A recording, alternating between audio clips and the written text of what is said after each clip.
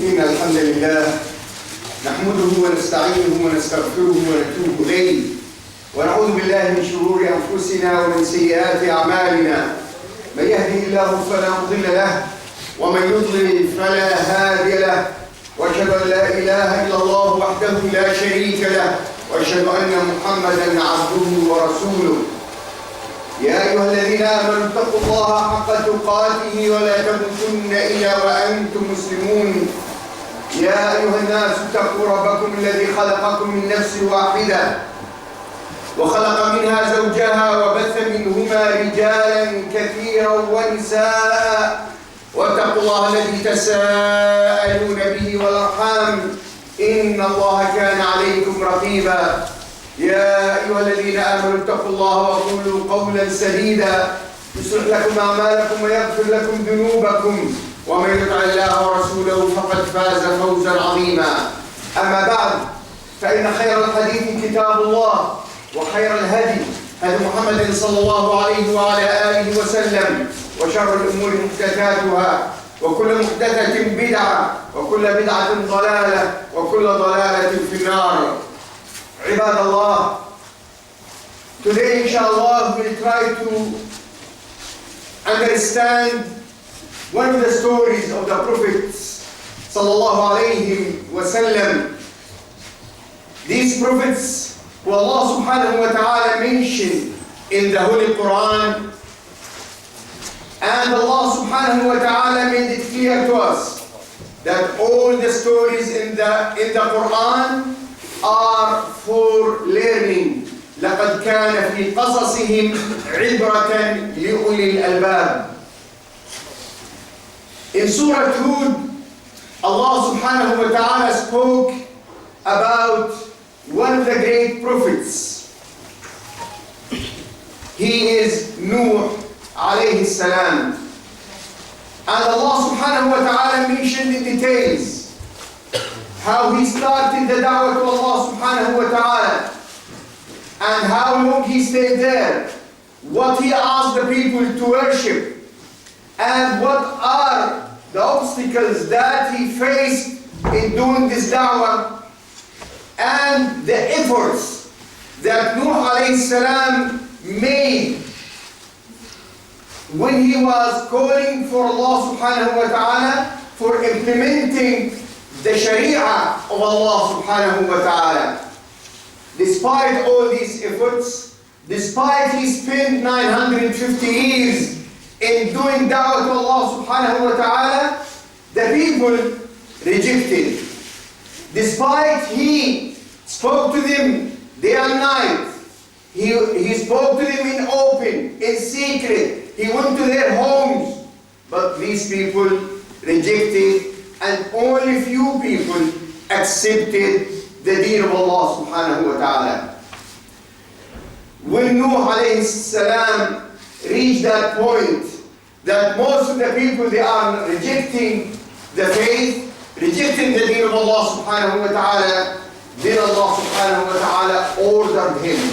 He said to him, وَاصْنَعِ الْفُلْكَ بِأَعْيُنِنَا وَوَحْيِنَا وَلَا تُخَاطِبْنِي فِي الَّذِينَ ظَلَمُوا إِنَّهُمْ مُغْرَقُونَ. And construct the ship under our observation and our inspiration, and do not address my concern those who have wronged. Indeed, they are to be drowned. وَيَصْنَعُ الْفُلْكَ وَكُلَّمَا مَرَّ عَلَيْهِ مَلَأٌ مِّن قَوْمِهِ سَخِرُوا مِنْهُ قَالَ إِن تَسْخَرُوا مِنَّا فَإِنَّا نَسْخَرُ مِنكُمْ كَمَا تَسْخَرُونَ. And he constructed a ship, and whenever an assembly of the eminent of his people passed by him, they ridiculed him. He said, if you ridicule us, then we will ridicule you just as you ridicule. So when he was building the ship, the people, they are passing him and saying, what are you doing? How are you building a ship on the land? There is no sea, no rivers. What are you going to do with this? And they were laughing at him. And he said, Allah subhanahu wa ta'ala inspired him to say, if you are laughing at us now, we will laugh at you later. فسوف تعلمون من يأتيه عذاب يخزيه ويحل عليه عذاب مقيم. And you are going to know who will get a punishment that will disgrace him on earth, and upon whom will descend an enduring punishment on the hereafter. Now, Nuh alayhi salam built the ship and he is ready. And Allah subhanahu wa ta'ala now gave him the full instruction. حتى إذا جاء أمرنا وفارت النور قل نحمل فيها من كل زوجين اثنين وأهلك إلا من سبق عليه القول ومن آمن وما آمن معه إلا قليل. So it was until when our command came and the oven overflowed, we said, load upon the ship of each creature 2 mates and your family, except those about whom the word has proceeded, and include whoever has believed, but none had believed with him except a few. Then after everything was ready, then Nuh alayhi salam asked them to get in the ship, and he said, وَقَالَ ارْكَبُوا فِيهَا بِسْمِ اللَّهِ مَجْرِيهَا وَمُرْسَاهَا إِنَّ رَبِّي لَغَفُورٌ رَحِيمٌ. And Nuh said, embark therein in the name of Allah. In the name of Allah is its course and its anchorage. Indeed, my Lord is forgiving and merciful. And Allah subhanahu wa ta'ala in the next ayah describes how was this ship sailing. وَهِيَ تَجْرِي بِهِمْ فِي مَوْجٍ كَالْجِبَالِ وَنَادَى نُوحٌ ابْنَهُ وَكَانَ فِي مَعْزِلٍ يَا بُنَيَّ ارْكَبْ مَعَنَا وَلَا تَكُنْ مَعَ الْكَافِرِينَ. And it sailed with them through waves like mountains. And Nuh called to his son who was apart from them, O my son, come aboard with us and be not with the disbelievers. And what his son said to him, قال سآوي إلى جبل يعصمني من الماء قال لا عاصم اليوم من أمر الله إلا من رحم وحال بينهما الموج فكان من المغرقين. But he said, I will take refuge in a mountain to protect me from the water. Nuh said, there is no protector today from the decree of Allah except for whom he gives mercy. And the waves came between them and he was among the drowned. Then Allah subhanahu wa ta'ala ordered everything to stop. وَقِيلَ يَا أَرْضُ ابْلَعِي مَاءَكِ وَيَا سَمَاءُ أَقْلِعِي وَغِيضَ الْمَاءُ وَقُضِيَ الْأَمْرُ وَاسْتَوَتْ عَلَى الْجُودِيِّ وَقِيلَ بُعْدًا لِلْقَوْمِ الظَّالِمِينَ. The Mufassirin, they said, there is no beautiful ayah in the Quran. It spoke about all these instructions and all these stages. When Allah subhanahu wa ta'ala spoke about the orders that He gave, more than beautiful this ayah. And even some of these words, when the scholars started to contemplate in them, they found how great is Allah subhanahu wa ta'ala, how He ordered everything to do what He asked them to do, and everything done in seconds or minutes. وَقِيلَ يَا أَرْضُ ابْلَعِي مَاءَكِ. And it was said, O earth, swallow your water, and O sky, withhold your rain. And the water subsided, and the matter was accomplished. And the ship came to rest on the mountain of Judy, and it was said, away with the wrongdoer people.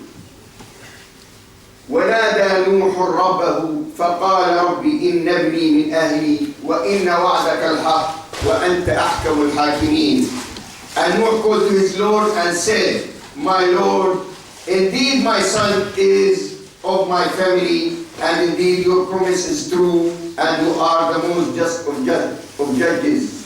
Noah at that minute, alayhi salam, he didn't forget his son, despite the fact he disobeyed him. And this is something we are going to contemplate today, inshallah. قال يا نوح إنه ليس من أهلك إنه عمل غير صالح فلا تسألني ما ليس لك به علم إني أعدك أن تكون من الجاهلين. He said, O Nuh, indeed he is not of your family. Indeed he is one whose work was other than righteous. So ask me not for that about which you have no knowledge. Indeed I advise you lest you become among the ignorant. قال رب إني أعوذ بك أن أسألك ما ليس لي به علم وإلا تغفر لي وترحمني أكن من الخاسرين. Nuh said, my Lord, I seek refuge in you from asking that of which I have no knowledge, and unless you forgive me and have mercy upon me, I will be among the losers. Dear brothers and sisters, this is the ayahs in Surah Hud where Allah subhanahu wa ta'ala spoke about Nuh alayhi salam. And I'd like to take part of this story and try to apply it to our situation as Muslims here in the West. Allah subhanahu wa ta'ala ordered Nuh to build the ship. And that ship was the tool for salvation for Nuh, his family, except his wife and that son who disobeyed Allah subhanahu wa ta'ala, and the believers. Now look how Allah subhanahu wa ta'ala ordered Nuh to build the ship.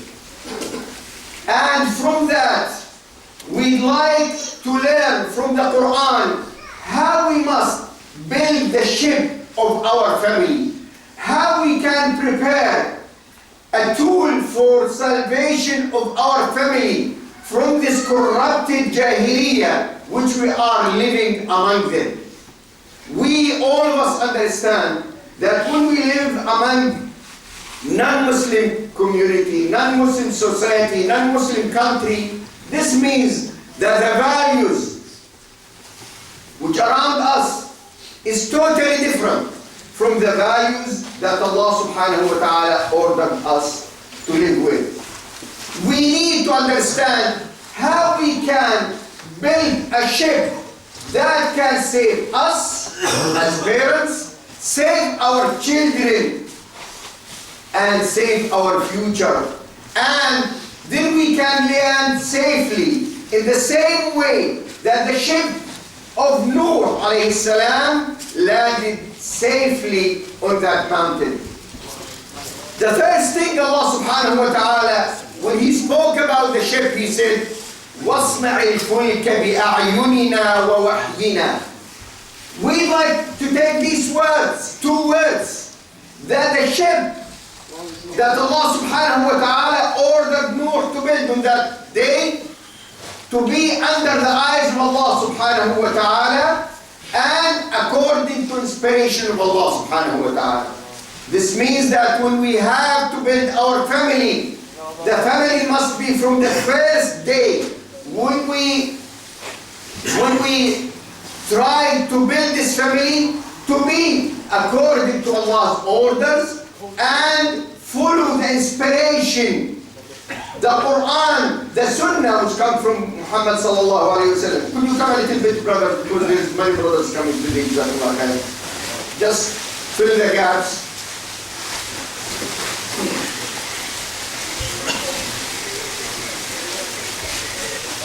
So when you decide that you'd like to build a family, as a man you must seek the one with the deen, as the Nabi sallallahu alayhi wa sallam said, فَاظْفَرْ بِذَاتِ الدِّينِ تَرِبَتْ يَدَاكَ. Seek the one with deen, because this is the only way that you can save your family.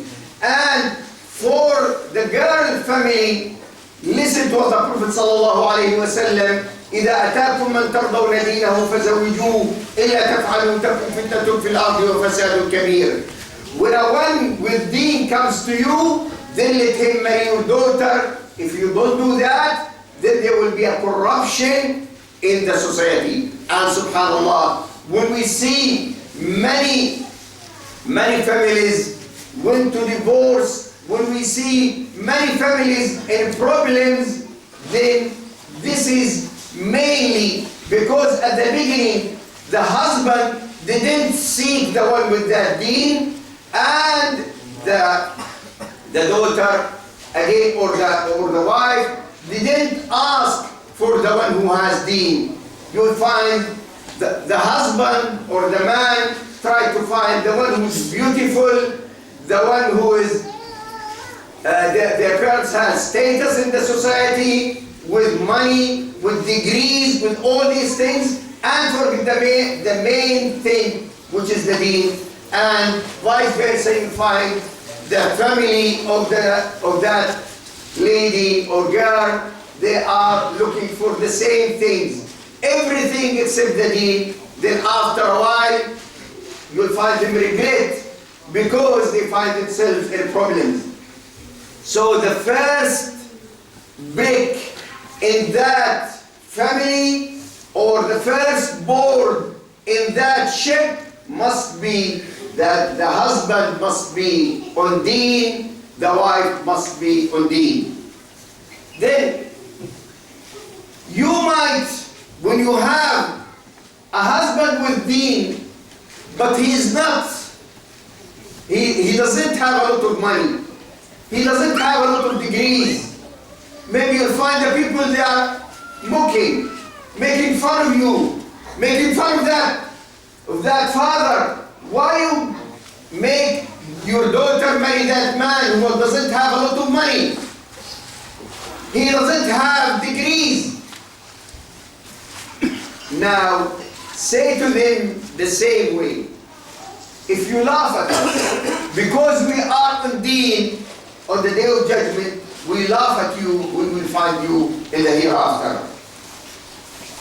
Now, when the family will be there, then we have to educate our children according to the deen of Allah subhanahu wa ta'ala. Following the first point, and from the first day we have to teach them to be proud of their deen, and to teach them as Ibrahim alayhi salam taught his children. إن الله اصطفى لكم الدين فلا تموتن إلا وأنتم مسلمون. Allah subhanahu wa ta'ala has chosen this deen for you. Don't die except on Islam. When we plant this on the hearts of our children, when we say to them day and night, you are chosen, you are the best ummah, you are the better people on earth because you are following Allah, then we plant on their hearts the proud of their deen.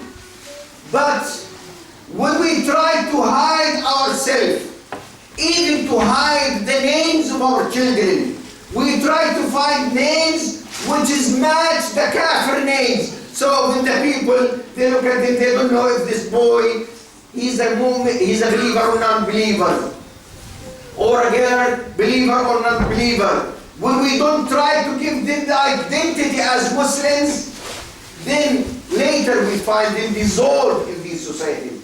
But when we follow what Ibrahim alayhi salam said, Ya baniya inna Allah astafa lakum ad-deen. So to your children, day and night, oh my children, Allah chose to you this deen. You have been chosen from whom? Not from me, not from the people. You have been chosen from Allah. If a person has been chosen from Allah subhanahu wa ta'ala, is there any greater status? Can anyone reach more than be chosen by Allah subhanahu wa ta'ala? This is, brothers and sisters, this is a gift. We have to keep it, to be proud of it, to implant it in our children, and before that in our hearts. Don't feel bad because you'll find the people around you, they are not following the same deen. No, this must make you proud that Allah subhanahu wa ta'ala chose you to be a Muslim, because we are the only ummah will be in Jannah inshaAllah after the floors of the prophets alayhi salatu wassalam before us. So When we put this in the hearts of the children, then after that, it will be easy to deal with them. It will be easy when they have a problem to sort it. As Nuh tried to sort the problem with his son. Look how the Quran told us what Nuh said to his son. Nuh noticed that one of his sons is not in the ship. And we find this every day. We hear stories that one of the children, son or daughter, try to run from the ship, try to run from the family or from the deen. What we do? Al-Quran is teaching us. What Nuh said, قال يا بني اركب معنا. Oh my son, come with us. This is what we should do. Not when there is a little problem or a major problem even happen, they will say to them, we don't want to see you in our house. Why? Why most of the people doing this? Unfortunately, in most cases, when the parents, they kick one of their children out, it is not for the favor of that child or that son or daughter. It is because of our selfishness. Because we think about the shame that we will look in front of the family or the society or the community. But we don't think about the shame of the day of judgment when we didn't keep and protect our children. When the person kicks his daughter or son away because there's a problem, then where do you kick them to? Where are you sending them? Don't you know that there are wild animals waiting out there? You don't know that there are these gangs waiting for them? The drug dealers, the discos, the pubs, they are waiting for them. And they will be so happy to have a Muslim girl or a Muslim boy to be there, and they will tear them to pieces. And you find that girl who you didn't plant on them the Islam at the beginning, and when they have a problem you didn't help them, it will be now a victim of these people. And it might turn that girl or that boy to start to talk to you or against Islam or against Muslims. Remember what Allah subhanahu wa ta'ala said to us here. Ya bunayya arkab ma'ana. Say to your child, oh my child, stay in this boat, in this ship, because this is the only way of salvation. Try all your best. Try all your best to keep them in. Because if you let them go out, then unfortunately you will lose them forever, unless Allah subhanahu wa ta'ala give them hidayah. And we learn from the Quran, brothers and sisters, what some of the children will say to their parents. What he said, the son of Nuh. He said, سآوي إلى جبل يعصمني من الماء. What he said? I will protect myself by a mountain. And this is how the media, how the schools, the universities, the colleges, the streets try to teach our children. They try to tell them that this Western civilization are the mountains of freedom, the mountains of happiness, the mountains where you will find your identity, where you will find yourself, where you will find your personality. They try to build mountains of hopes for them. They think if they leave the Muslim family and go out, then all types of happiness is there. And they are trying to do this through the drugs and through the all these haram relations. They try to show them this is the mountains of happiness. And our duty is to show our children day and night, brothers and sisters, that all these mountains are mirage. It doesn't exist. It is false. It is fake. And give them the right examples that all these celebrities that they are talking about them, tell them the stories of those who are committing suicide.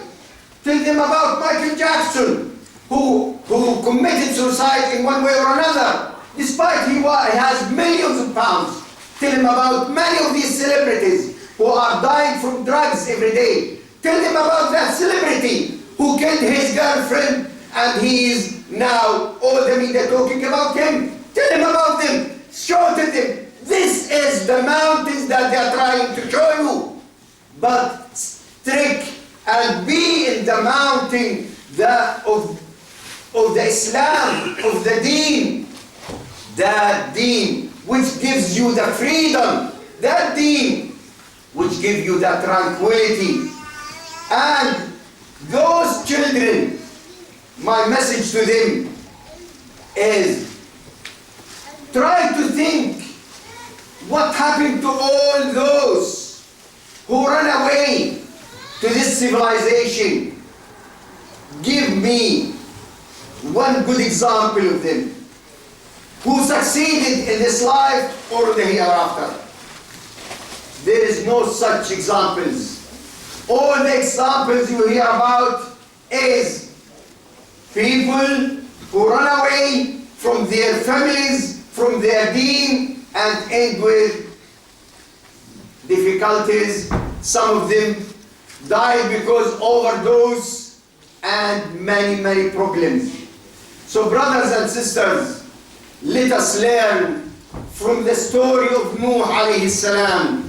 Let us, all of us, remember that Nuh said, Ya bunayya arkab ma'ana.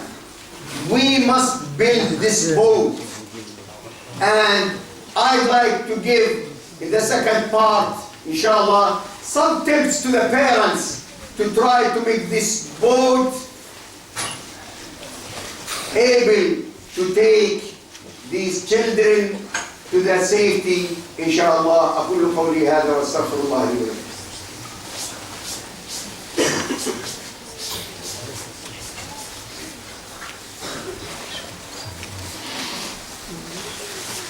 الحمد لله رب العالمين وأفضل الصلاة وأتم التسليم على نبينا محمد وعلى آله وصحبه أجمعين.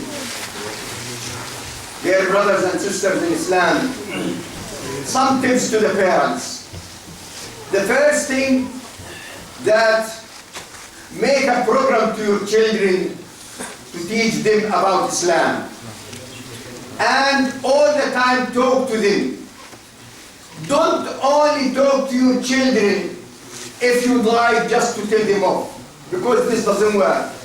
And if this will be your attitude towards them, then they will not learn from you. They will learn from someone else. But if you all the time talk to them, teach them, play with them, have fun with them, then anything comes from you, they will take. Second tip, for the husband and wife, if you have disagreements, don't try to discuss these disagreements, especially when it comes to bringing up the children in front of the children. Because the children will start to think, who's right? My mother or my father? Who shall I follow? If you have disagreement, talk about these disagreements when you are by yourselves and try to sort it. Number 3, you have to be both of you in the way that you are bringing your children on the same way.